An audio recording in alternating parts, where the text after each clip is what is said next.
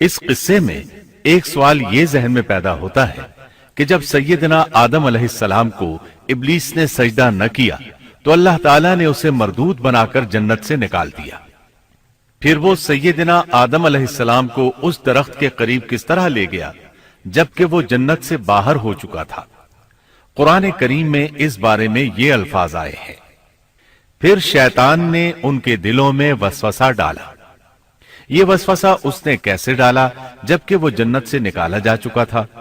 مفسرین نے اس کے جواب میں لکھا ہے کہ اس نے جنت سے باہر رہ کر یہ وسوسہ ڈالا تھا۔ جیسے آج کل تار اور بغیر تار کے آواز کو دور دراز علاقوں تک پہنچایا جا سکتا ہے، ایسے ہی شیطان نے اپنی طاقت سے یہ وسوسہ ان کے دلوں تک پہنچایا۔ لگے ہاتھوں ابلیس کی حقیقت بھی سن لیں۔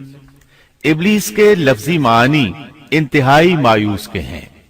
یہ راندہ درگاہ ہونے کے بعد ہمیشہ ہمیشہ کے لیے اللہ کی رحمت سے مایوس ہو گیا تھا، اس لیے اسے یہ لقب ملا، ورنہ روایات کی روح سے اس کا اصل نام عزازیل تھا۔ پہلے یہ جنات میں سے تھا، اپنے رب تعالی کی اطاعت سے نکل کر ابلیس ہوا۔ اس کا علم ناقص تھا، مزاج ناپاک تھا، وہ غرور اور تکبر میں مبتلا ہو گیا تھا۔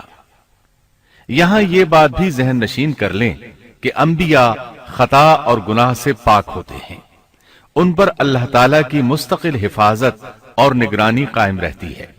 اگرچہ انبیاء بھی انسان ہوتے ہیں اور تمام انسانی تقاضے انہیں لاحق ہوتے ہیں، لیکن ان کے عمل اور ارادے میں کسی قسم کی بدی اور شر کا عمل دخل قطعاً نہیں ہوتا۔ ان کا ہر قول اور عمل بلکہ ہر حرکت اور سکون کی حالت بھی انسانیت کے لیے بہترین نمونہ ہوتے ہیں۔ البتہ بشر ہونے کی وجہ سے بھول کا امکان ہوتا ہے، تاہم بھول ہو جانے کی صورت میں انہیں فوراً ہی خبردار کر دیا جاتا ہے۔ بھول ہو جانا بشری طبیعت کا خاصہ ہے۔ اللہ تعالیٰ نے ہر انسان کی فطرت میں یہ چیز رکھی ہے۔ انبیاء سے بھول چوک ہو جانے میں بھی اللہ تعالیٰ کی کئی ایک حکمتیں پوشیدہ ہیں۔ مثلا بہت سی قومیں اپنے نبیوں کے معجزات دیکھ کر ان میں ربوبیت کی صفات کی قائل ہو گئی، یہاں تک کہ بعض قوموں نے اپنے نبیوں کو اللہ یا اللہ کا بیٹا بھی جانا۔ جب انبیاء سے بھول اور لغزشیں ہوئیں تب گویا لوگوں پر یہ واضح کیا گیا کہ یہ الہ نہیں ہے۔ الہ ہوتے تو کس طرح ان سے بھول ہو سکتی تھی؟ اس سے یہ بتانا بھی مقصد تھا کہ انبیاء انسان ہی ہوتے ہیں، کوئی ماورائی مخلوق نہیں ہوتے۔ سیدنا آدم علیہ السلام کے واقعے پر غور کرنے سے یہ حقیقت مزید واضح ہو جاتی ہے کہ سیدنا آدم علیہ السلام کی یہ لغزش گناہ نہیں تھی۔ ممنوع درخت کا پھل کھاتے ہی سیدنا آدم علیہ السلام اور اماں حوا کا لباس اتر گیا تھا۔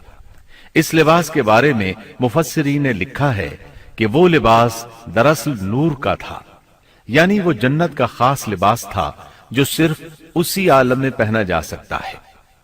اللہ تعالیٰ نے اپنے فضل و کرم سے جنت میں ان کی ستر پوشی کا انتظام فرما دیا۔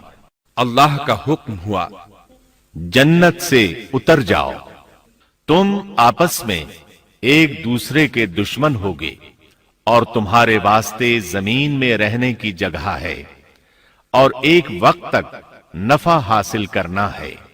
فرمایا تم وہیں زندگی بسر کرو گے اور وہیں مرو گے اور وہیں سے دوبارہ نکالے جاؤ گے۔ قرآن مجید کے دیگر مقامات میں بھی اس قصے کی تفصیل موجود ہے۔ مثلا فرمایا، اور اس سے قبل ہم نے آدم سے ایک عہد لیا تھا مگر وہ بھول گئے اور ہم نے ان میں کوئی عزم نہیں پایا۔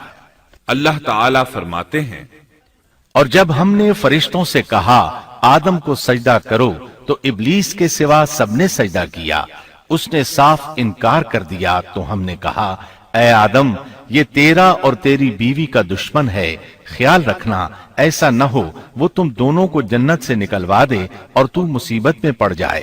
یہاں تو تجھے یہ آرام ہے کہ نہ تو بھوکا ہوتا ہے اور نہ ننگا، اور نہ تو یہاں پیاسا ہوتا ہے اور نہ دھوپ سے تکلیف اٹھاتا ہے۔ لیکن شیطان نے اسے وسوسے میں ڈال دیا، کہنے لگا میں آپ